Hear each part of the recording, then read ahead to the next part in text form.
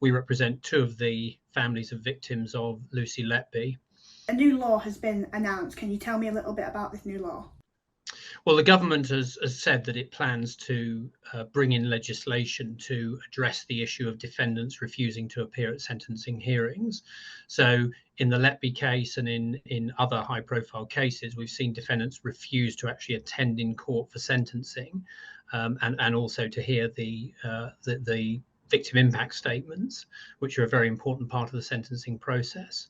And that understandably has generated a great deal of anger that defendants can refuse to do this. The government has therefore said that it's looking at bringing in new laws to address that. Now, this new law, how do they plan to enforce it? How can they make somebody go to a sentencing? I think it's very important that defendants attend sentencing hearings, and in the many years that I've been involved in representing victims of violent crime and serious crime, I know how important that is for victims in terms of justice and accountability in the legal process. So I think it's very important. At the moment, we have a situation where judges don't have the power, or don't consider that they have the power to order defendants to appear in court for that. So that needs to change.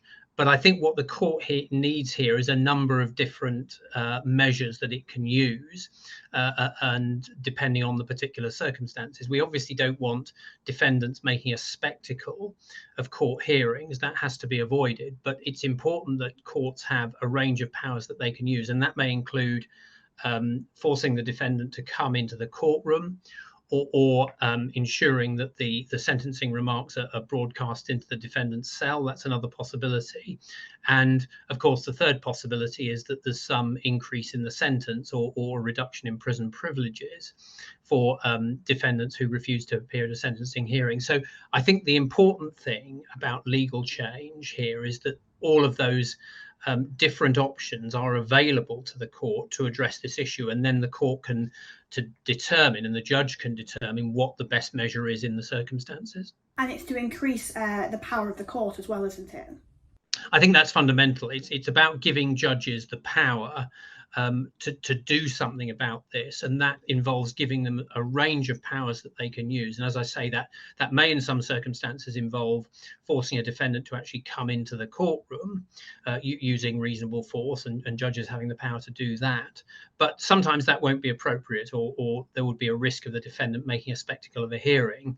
And so other options need to be available, as I say, like broadcasting the remarks into the defendant's cell, or an increase in the sentence, or a reduction in prison privileges, those sorts of things. Or I think the important point about any change in the law is that all of those options need to be available to the court, and they aren't at the moment.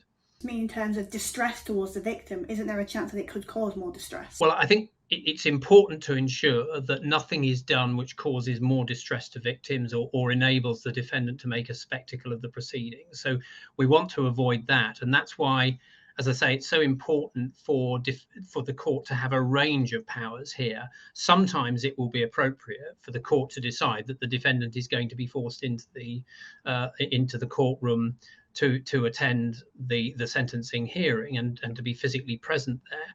But there will be other occasions and other cases where a different approach is necessary because of the risk that the defendant is going to make a spectacle of what happens. So I think you need a range of powers. I think that's the important thing.